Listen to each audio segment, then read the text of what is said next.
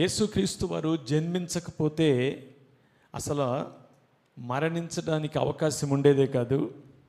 ఆయన జన్మించి అందరిలాగానే ఈ లోకంలో జీవించి వెళ్ళిపోతే ప్రత్యేకత అంతకంటే ఏముండేది కాదు.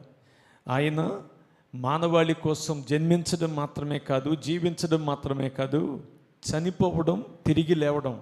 ఇదే మనం సేవిస్తున్న దేవునికి, ప్రపంచములో పూజించబడుతున్న మిగతా దేవుళ్ళు అనబడుతున్న వారికి మధ్య ఉన్న అత్యంత కొంచెం తేడా కాదు. ఇది అత్యంత భారీ వ్యత్యాసం. మన ప్రభువు వలె జన్మించిన వారు, మన ప్రభువు వలె జీవించిన వారు, మన ప్రభువు వలె మరణించి తిరిగి లేచిన వారు ఈ ప్రపంచ చరిత్రలో మునుపెన్నడు కానీ, ప్రస్తుతము కానీ, ఇక ముందెన్నడు కానీ లేరు, ఉండరు, ఉండబోరు.